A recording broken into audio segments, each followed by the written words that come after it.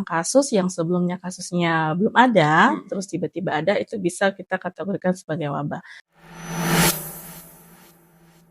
Halo semua, selamat datang di Miracle Podcast, ruang berbagi ilmu kesehatan untuk meningkatkan kesadaran yang nyata. Pada episode kali ini kita akan membahas sesuatu yang masih menjadi mimpi buruk pada setiap orang, yaitu wabah, bersama dengan Ibu Dr. Rahmawati SKM MKes. Ibu merupakan salah satu akademisi di bidang epidemiologi di kesehatan masyarakat. Selamat siang Ibu. Selamat siang. Bagaimana perjalanan menuju sini? Saya lihat cuacanya sangat cukup begitu panas, Bu. Ya, kondisi suasana Kendari saat ini memang cukup panas, ya. Iya. Seperti itu kondisi saat ini. Jadi ya kita harus beradaptasi saja. Iya. Kita tahu Bu, kalau kondisi saat ini setiap orang itu gampang sekali terkena penyakit, terutama yang disebut sebagai wabah. Bagaimana sih sebuah penyakit itu bisa dikatakan sebagai wabah? Oke, untuk wabah ini adalah kita melihat bagaimana peningkatan kasusnya. Jadi ketika peningkatan kasus yang sebelumnya kasusnya belum ada, terus tiba-tiba ada, itu bisa kita kategorikan sebagai wabah. Nah, untuk peningkatan wabah ini ada beberapa penilaian yang bisa dikategorikan sebagai wabah, dari peningkatan kasus, kemudian dari penyebaran distribusi kasus tersebut yang cukup luas, karena kadang masyarakat sulit membedakan antara kejadian luar biasa, KLB atau wabah. Jadi tahapannya KLB ini adalah dengan lokasi yang secara lokal, tapi wabah ini secara meluas. Begitu. Jadi perlu kita memberikan edukasi kepada masyarakat terkait perbedaan KLB dan wabah ini. Dan kalau kasusnya misalnya sedikit 5, sebelumnya 0, itu sudah bisa dikatakan sebagai wabah. Hanya peraturan terbaru Menteri bahwa untuk kategori wabah ini adalah boleh dikeluarkan dari Kementerian Kesehatan. Jadi wabah itu bisa dikatakan penyakit itu bisa dikatakan wabah ketika kayak penyebarannya begitu luas atau begitu cepat. Peningkatan kasusnya juga yang sangat melonjak. Terus bagaimana menyadarkan masyarakat kalau ketika misalkan mereka mendapatkan informasi di internet yang hoax begitu, pada saat kasus COVID-19 itu yang pernah terjadi ketika masyarakat subuh-subuh itu disuruh bangun jam 2 untuk makan telur. Bagaimana pendapat Ibu tentang kondisi tersebut? Oke, jadi di sini pentingnya adalah literasi kesehatan masyarakat, mengedukasi kepada masyarakat sebenarnya jangan panik dulu itu. Jadi memang kasus yang sangat krusial itu pada COVID-19, terlalu banyak isu-isu atau hoax, bahwa kita menyadarkan terlebih dahulu mengkategorikan wabah itu seperti apa kasusnya kepada masyarakat. Jadi wabah itu bisa dikatakan penyakit itu bisa dikatakan wabah ketika kayak penyebarannya begitu luas atau begitu cepat. Peningkatan kasusnya juga yang sangat melonjak. Terus bagaimana menyadarkan masyarakat kalau ketika misalkan mereka mendapatkan informasi di internet yang hoax begitu, pada saat kasus COVID-19 itu yang pernah terjadi ketika masyarakat subuh-subuh itu disuruh bangun jam 2 untuk makan telur. Bagaimana pendapat Ibu tentang kondisi tersebut? Oke, jadi di sini pentingnya adalah literasi kesehatan masyarakat, mengedukasi kepada masyarakat sebenarnya jangan panik dulu itu. Jadi memang kasus yang sangat krusial itu pada COVID-19, terlalu banyak isu-isu atau hoax, bahwa kita menyadarkan terlebih dahulu mengkategorikan wabah itu seperti apa kasusnya kepada masyarakat.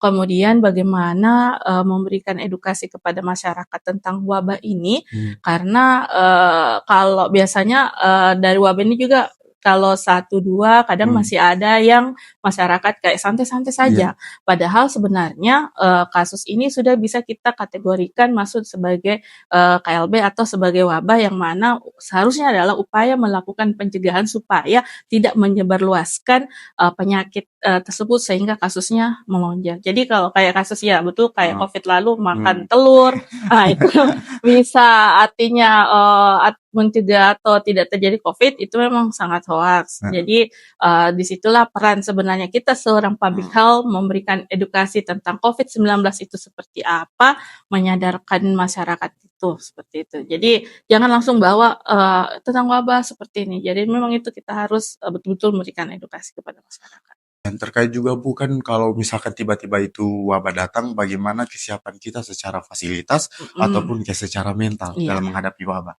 Oke, sebenarnya saat ini sistem kesehatan yang ada di Indonesia itu sudah sangat siap tentang wabah ini, baik dengan secara kasus yang kecil ya, maksudnya kasusnya masih sedikit, tapi yang pelonjakan kasus yang banyak ini yang sekarang memang karena kita harus berhadapan dengan fasilitas pelayanan kesehatan. Ketika sistem kesehatan kita tidak siap untuk itu, ini yang biasa akan ada kasus yang bisa saya tidak memfasilitasi. Nah, disinilah perannya sebenarnya surveillance. Dari surveillance ini perlu untuk ada namanya kewaspadaan dini terhadap kasus. Jadi biasanya ada yang seharusnya bisa data tersebut bisa dilaporkan tapi tidak terlaporkan. Jadi kayak tidak ada kesiapan terkait tentang hal tersebut. Jadi sini perlunya juga peran daripada surveillance tersebut. Surveillance ini sangat berperan penting juga, Iya, Bu. sangat-sangat berperan penting karena surveillance kan tahu bahwa pengumpulan, pengolahan, analisis datanya sampai diseminasinya itu sangat penting. Ketika surveillance dari pelaporannya yang lambat, itu juga akan berpengaruh signifikan terhadap pelaporan kasus yang ada. Jadi peran penting di sini, kewaspadaan dini, respon cepat terhadap wabah ini. Jadi kayak percuma respon kita cepat, percuma respon kita besar, tapi ternyata pas dicari tahu respon kita itu lebih lambat. Iya, jadi kadang juga ada kasus yang ada, kasus itu sudah ada, tapi kita menganggap bahwa ini masih kasus yang kecil, sehingga respon yang ada di masyarakat itu sangat rendah. Padahal ini adalah yang harus kita antisipasi. Contoh kan lalu COVID-19 tahun 2000 kalau tidak salah di tahun 2020 bulan Mei itu masuk di Indonesia 1-2 kasus yang ada karena dari traveling perjalanan. Tapi kita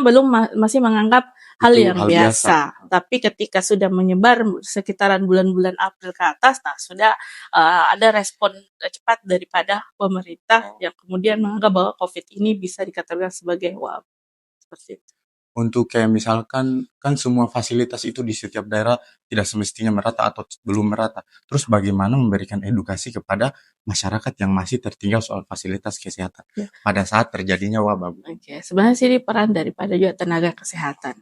Jadi selalu kita harus sebenarnya memberikan edukasi kepada masyarakat, tapi jangan menganggap bahwa kita harus memberikan kayak panik, memberikan informasi panik sehingga bagaimana masyarakat itu dia panik nanti kalau pada saat ini wabah ini sehingga dia panik. Tapi sebagainya tenaga kesehatan juga memberikan edukasi kepada masyarakat jika terjadi KLB atau terjadi wabah, masyarakat itu harus cepat ada respon cepat untuk menanggapi hal tersebut. Jadi partisipasi aktif masyarakat sini sangat penting sebenarnya untuk membantu tenaga kesehatan juga dalam menghadapi tentang kejadian yang dikategorikan sebagai wabah ini. Nah, kalau di Kota Kendari pernah tahun 2023 itu juga ada kategori wabah itu keracunan makanan. Nah, Pernah itu terjadi, Bu? pernah. Ini kasus masyarakat dari hasil mata kuliah investigasi wabah di S1 Kesmas juga kita lakukan praktek investigasi wabah dan itu ditemukan ada keracunan makanan di satu tempat yang terkait tentang ada pelaksanaan kegiatan atau acara. Nah, itu salah satu itu. Tapi setelah itu untuk Kota Kendari belum ada lagi kasus untuk wabah ini. Kalau boleh tahu bagaimana Bu bisa keracunan? Ya. Dari pada saat mungkin dari makanan yang konsumsi, kemudian itu dengan dipesan. Kemudian pada saat itu tiba-tiba ada yang beberapa peserta itu mual, muntah. Kemudian dibawa ke rumah sakit, ke puskesmas dulu. Kemudian di situ diketahui bahwa terjadi keracunan makanan. Intinya kayak percuma juga responnya kita cepat, namun ternyata membuat panik pada masyarakat saat memberikan edukasi pada wabah. Iya, jadi artinya bahwa bagaimana kita memberikan edukasi kepada masyarakat dengan baik dan jangan memberikan artinya yang hal yang bisa membuat masyarakat panik sehingga tidak bisa berpikir dengan baik. Jadi perlu literasi, sekali lagi bahwa literasi kesehatan masyarakat kepada masyarakat tentang wabah ini. Jadi kita tidak bisa menganggap hal yang enteng seperti ini. Jadi memang perlu selalu ada respon cepat kepada kasus yang dikategorikan sebagai wabah. Iya. Dan juga apa sih konsekuensi kayak kan banyak sekali oknum-oknum yang menyalahgunakan informasi demi kepentingan pribadi dibanding kesehatan orang lain. Bahkan pernah itu kasusnya yang pernah terjadi, itu ada yang menimbun masker, ada yang menimbun obat-obatan untuk kesehatan yang lain, rela menjual dengan harga yang mahal. Bagaimana tanggapan Ibu soal itu? Ya, kalau hal tersebut memang, di keadaan apapun, situasi apapun, pasti ada yang memanfaatkan hal yang, seharusnya berpositif Iya. tapi ke hal negatif. Jadi, tanggapan saya bahwa merupakan hal yang, kegiatan yang kurang baik, yang bisa, merugikan tapi menguntungkan oleh pihak tertentu tersebut. Jadi di sini, tapi pada saat saya lihat pada saat Covid ini tentang masker, ya UMKM tentang kayak pembuatan masker itu cukup bagus juga, terkait tentang hal untuk bagaimana mencegah atau melindungi, Covid ini, seperti itu. Jadi tapi hal-hal yang negatif kan, cepat lambat artinya pemerintah ternyata mengetahui tentang hal tersebut, seperti itu. Jadi sebenarnya, masalah Covid-19 ini yang lalu yang dikategorikan sebagai wabah, ya kita sendiri masyarakat secara luas sudah, menghadapi dampak yang ada karena wabah ini adalah akan salah satu kategorinya itu dampak luas, Iya, seperti itu, tidak akan hanya berdampak kesehatan, luas. Iya, tapi ke jadi, ekonomi. untuk menanggulangi wabah ini perlu namanya lintas sektor. Jadi bukan hanya sektor kesehatan saja, tapi ada sektor yang, berperan di dalamnya.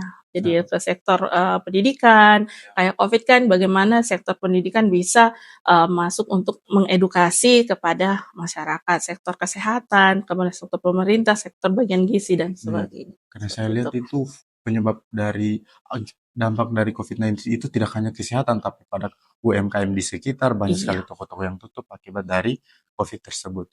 Apakah dengan kondisi kesehatan pada saat ini, itu masih memungkinkan terjadinya wabah? Kita tahu pada kondisi saat ini itu penyebaran kesehatan itu, maksudnya kesehatan masing-masing individu itu sering mengabaikan tentang kesehatan mereka. Apakah masih bisa terjadi wabah atau tidak? Kalau untuk terjadi wabah itu kemungkinan besar pasti, ada karena mengingat, faktor dari penyebab, atau masalah penyakit itu ada dari faktor lingkungan, kemudian ada dari faktor, perilaku. Jadi dari perilaku kesadaran masyarakat. Kalau dari lingkungan ini ya kalau kita ambil contoh demam berdarah dengue. Iya. Demam berdarah dengue ini adalah, melihat dari kondisi cuaca yang saat ini, dari faktor lingkungan yang mana misalnya kesadaran untuk tentang mencegah, DBD ini yang 3M itu, saat ini kan biasanya masyarakat, masih kurang Iya, terhadap Mas. hal tersebut. Nah, itu bisa memungkinkan untuk peningkatan kasusnya. Oh. Jadi, kalau faktor lingkungan kemudian kesadaran masyarakat yang masih rendah, kemungkinan akan, terjadi wabah tersebut. Kemudian dalam hal ini juga adalah berkaitan tentang bencana alam. Nah, ketika misalnya ada bencana alam ya biasa adalah ada kasus, yang bisa peningkatan kasusnya meningkat, seperti Ya, itu. mungkin terjadi bencana alam itu kan dapat menyebabkan dampak besarnya pasti ke kesehatan dan, kasus-kasus yang mungkin saja ada penyakit sebelumnya ada, itu bisa terjadi wabah tersebut. Jadi kasus dengue ini karena memang sering terjadi setiap tahun, itu karena mungkin masyarakat sering mengabaikan kesehatan lingkungan ataupun kesehatan yang lain. Iya, jadi nanti sadar kalau sudah ada kasus. Kalau sudah ada kasus. Terus apakah ada strategi lain Bu selain kayak memberikan edukasi atau memberikan pemahaman untuk mengatasi penyakit demam berdarah tersebut? Oke. Kalau untuk misal contoh demam berdarah dengue, saya bahas dari segi public health-nya. Jadi kalau dari segi public health-nya pasti otomatis kita adalah melakukan, edukasi kesehatan, melakukan pencegahannya. Tapi, dalam hal ini, artinya bahwa ketika sudah diberikan edukasi, sini adalah perlu melakukan, kesadaran kepada masyarakat.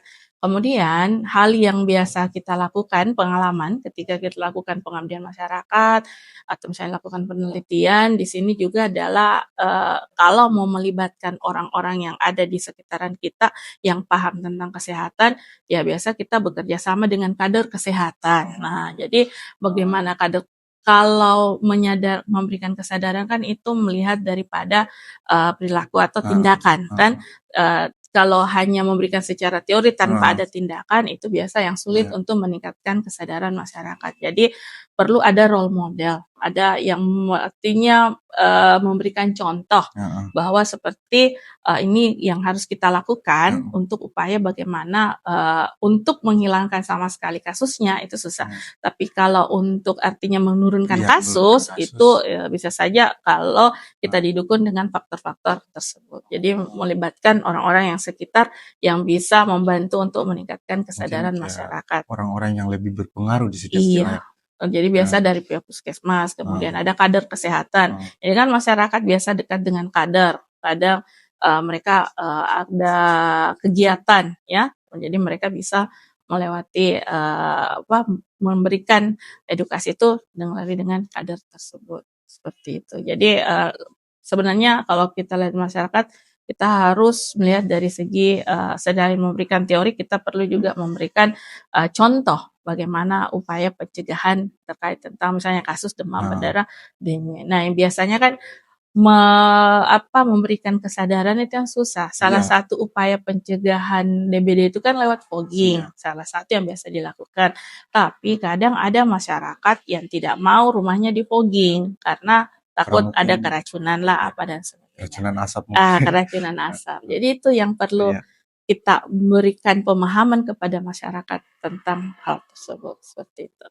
Kayak di daerah-daerah terpencil atau kayak mungkin daerah yang masih sulit mengakses teknologi, itu kan Bu masih menggunakan kayak pengobatan tradisional. Apakah secara medis itu mampu atau bisa menghentikan penyakit atau wabah yang berada di wilayah tersebut?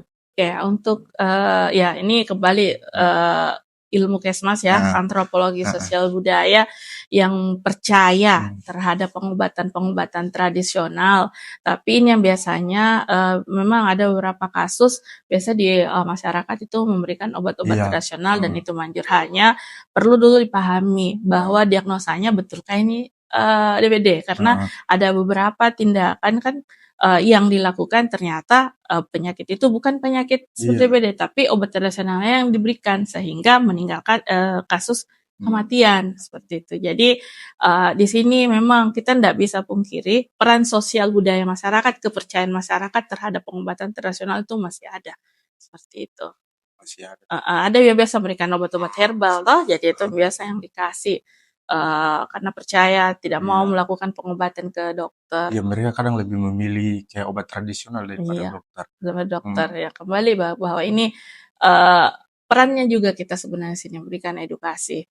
Karena ada beberapa yang kalau kasus kematian juga yang artinya sudah demam, kemudian dengan panas yang suhu dengan yang tinggi, itu dianggap demam biasa. Padahal itu adalah sudah bisa saja dia malaria atau demam berdarah dengue. Karena malaria, DBD, demam tifoid itu kan dengan gejala sama. Tapi untuk mengetahui diagnosanya itu harus pemeriksaan laboratorium seperti itu. Jadi tidak bisa hanya dengan gejalanya saja bisa kita langsung tahu. Kalau mungkin adakah bisa membedakan gejala dari malaria, dengue atau ya, jadi gejala itu hampir sama sebenarnya. DBD, malaria, sama demam tifoid. Nah, pemeriksaan laboratorium melalui darah ini yang bisa kita ketahui masing-masing daripada penyakit tersebut. Jadi pihak dari dokter lah yang mengetahui. Tapi harus melalui pemeriksaan laboratorium. Jadi tidak bisa berjalan bersama itu. Misalkan kalau di kehidupan kita sehari-hari itu kayak apa yang sering kita lakukan, apakah bisa memutus rantai penyebaran wabah? Misalkan kayak mencuci tangan atau kayak hidup sehat lah, Bu. Iya, jadi jadi sebenarnya kan penularan rantai penyakit itu kita harus memutuskan. Nah, bagaimana untuk memutuskan itu adalah melalui dari salah satunya perilaku. Jadi lihat penyakit ini untuk mengantisipasi atau bagaimana untuk kita mencegah, salah satunya misalnya dengan menggunakan masker, ya, menggunakan masker, kemudian mencuci tangan. Kemudian kalau penyakit tersebut yang potensi besar adalah untuk menularkan ke orang to orang, jadi itu adalah lebih baik adalah berdiam diri di rumah. Jangan keluar karena dari situ akan bisa terjadi penyebaran. Kalau terjadi penyebaran secara besar, nah itu akan terjadi wabah. Nah kalau misalnya kan ada pengobatan di rumah sakit. Jadi itu lebih sebenarnya baiknya supaya bisa mendapatkan pengobatan secara komprehensif untuk, hal tersebut. Jadi kalau untuk upaya-upaya pencegahannya ya seperti itu yang biasa kita, lakukan. Dari edukasi terkait tentang kayak menggunakan masker, kemudian mencuci tangan, jadi lebih kepada personal hygiene. Ya, kalau misalkan kalau hal ringan itu bisa kita lakukan dengan cara mencuci tangan Mhm, ataupun kayak jaga kebersihan. Namun kalau ketika itu sudah bisa katakan sebagai wabah yang meluas, itu mhm. mungkin lebih baiknya kita tinggal di rumah ataupun bisa juga pergi berobat. Iya, seperti itu. Jadi mungkin Bu, sebelum kita tutup ada yang mau disampaikan kepada sahabat Miracle Podcast tentang bagaimana hidup sehat pada masa terkini atau pada era globalisasi ini. Baik, jadi untuk sahabat mereka bahwa saat ini, kita perlu artinya melakukan upaya pencegahan karena kita adalah seorang public health, upaya pencegahan di mana kita perlu meningkatkan kesadaran tentang kesehatan, menjaga, perilaku, kemudian sadar terkait tentang, pelajari dulu apa faktor-faktor resiko tentang penyakit tersebut. Kemudian yang penting adalah saat ini, literasi kesehatan kita yang harus, baik, karena saat ini kan di media sosial itu sudah banyak, info-info tentang kesehatan, tapi kita perlu mengetahui, memahami yang mana informasi tersebut yang benar, yang mana yang hoaks, gitu, seperti itu. Jadi kalau bukan kita sendiri yang sadar tentang kesehatan untuk mencegah penyakit, siapa lagi? Karena ketika kita, tidak sadar hal tersebut dan itu akan bisa penyebaran kepada orang-orang di sekitar kita. Iya. Mungkin Baik, itu pesannya. Jika kalian mau hidup sehat, itu dimulai dari diri sendiri terlebih dahulu. Terima kasih Bu telah hadir pada oke, podcast terima ini kasih di juga. tengah kesibukan Ibu. Terima kasih Bu. Terima kasih. Si.